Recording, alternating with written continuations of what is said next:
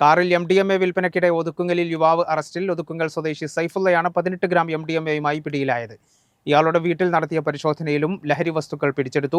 ലഹരി വിൽപ്പനയ്ക്ക് ഉപയോഗിച്ച കാറും 1.5 ലക്ഷം രൂപയും പിടിച്ചെടുത്തിട്ടുണ്ട്. എക്സൈസിന്റെ ക്ലീൻ സ്റ്റേറ്റിന്റെ ഭാഗമായി നടത്തിയ പരിശോധനയിലാണ് ഒതുക്കുങ്ങലിൽ കാറിൽ വിൽപ്പന നടത്തുകയും വീട്ടിൽ വിൽപ്പനയ്ക്ക് സൂക്ഷിക്കുകയും ചെയ്തിരുന്ന MDMA പിടിച്ചെടുത്തത്. ഒതുക്കുങ്ങൽ ഭാഗത്ത് കാറിൽ ലഹരി വസ്തു വിൽപ്പന നടക്കുന്നതായുള്ള രഹസ്യവിവരത്തിന്റെ അടിസ്ഥാനത്തിലായിരുന്നു പരിശോധന. ഒതുക്കുങ്ങൽ ഗാന്ധിനഗർ മുണ്ടോത്തുപറമ്പ് താമസിക്കുന്ന കാരാട്ട് വീട്ടിൽ സൈഫുള്ളയെ MDMAയുമായി അറസ്റ്റ് ചെയ്തു. 18 ഗ്രാം MDMAയാണ് സൈഫുള്ളയിൽ നിന്ന് പിടിച്ചെടുത്തത്. പ്രദേശത്ത് ഒരാഴ്ചയായി നടത്തിവരുന്ന രഹസ്യ പരിശോധനയുടെ ഭാഗമായാണ് അറസ്റ്റ്.